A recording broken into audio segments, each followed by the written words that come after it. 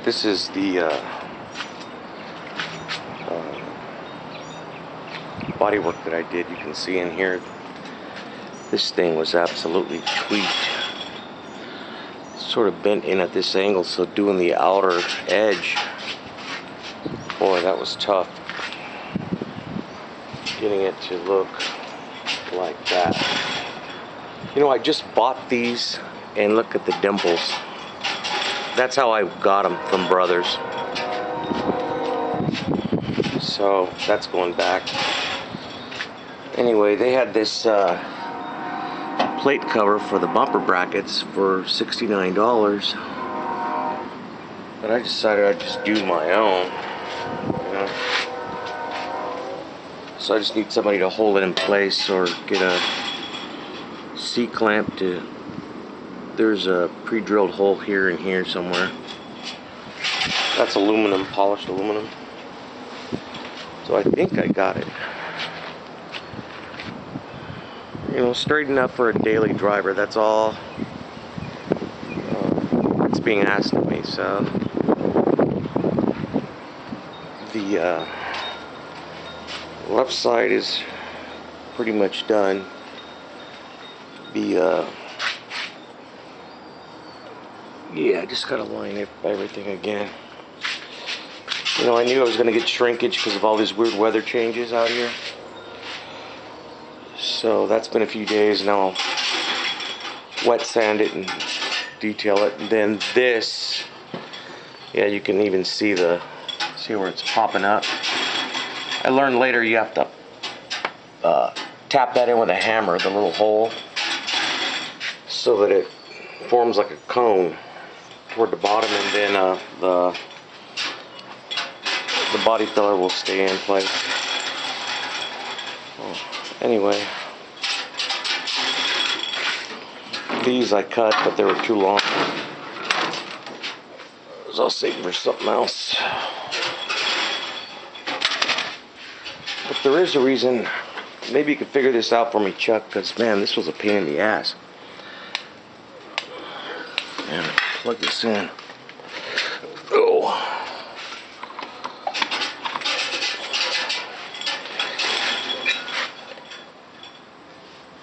See the bolt head, right? The original clutch bracket is right in there, right next to the brake. So I managed to get the one on the outer side out. But we bought a 90-degree air drill 3/8, because we have a 3/8 Craftsman drill, a 90, but it wasn't strong enough to even make a hole. So, on the frame anyway. So, if you could figure out something that doesn't involve pounding away with a cold chisel, let me know. Anyway, I got the new fender. It's going back on in a few days. I was just waiting for the fender washers to come. Remember I was telling you anyway, Chuck, about having the extra brake line? Look at that. It was right there, hanging all this time. It was a little bit too long for our truck, so it's just gonna sit there till somebody needs it. So anyway, I have to get over to the passenger side pretty soon, and the back of the bed. Truck's been sitting out for a month. I started it yesterday with the fuel injection. It literally fired up the first try. Didn't even, it's sort of like going from off to on. I don't even hear the starter turn over. It just goes, bump the key and it's on. These are the brackets that were given to me from Speedway. So instead of the shock being at that angle, see that angle? That's right at 15 degrees, if not more. So the new bracket, we'll put it right out here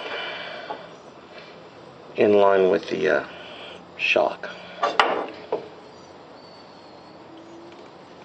So I can put Aldan shocks, or I can put Adcos, or whatever. The coilover type. Those are bitchin' shocks. And anyway, I guess that's it, except for, see these wiper arms. I got these little mini screws from Ace Hardware, so that I can run modern wipers. See how they don't flex left and right? These give a nice clean wipe for other people that have C10s that drive them in the weather. Anyway, I should have probably got the ones that was just a straight across adapter instead of this saddle type adapter, but I'll deal with that later.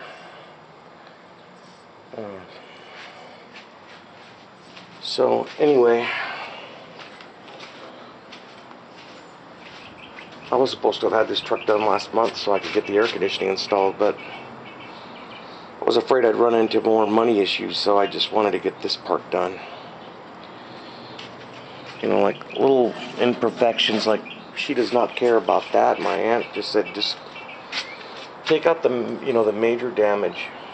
That this somebody cut this out when this truck was raced in the 70s, so they could put those big monster tires in there. I should have known right then and there in '86 that the rear end was going to be trashed. It had a 410 gear, but it was just one leg. So when we pulled the rear end out of the truck, they literally it was just a pumpkin, and the old axles weren't compatible with the new True Track. So now it's got the 30 spline axles and the True Track posi, so both wheels spin at the same time. Single most best bang for your buck, because this truck will fry the tires right off of it, even these big 12-inch wide tires with the 15x10 steel rims. And it's a gutless 350. That thing doesn't make more than 325 horsepower, period. And it'll still light them up. This is a fleet side short bed, so I think it weighs about 3,500 pounds. But man, that was money well spent. That rear end, like the guy told me at the 4-wheel drive center, that for what we have engine wise, it would take something severe to damage that rear end. So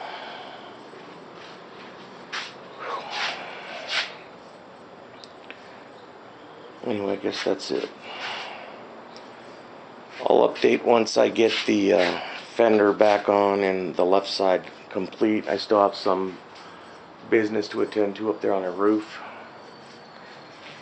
And the truck did not have the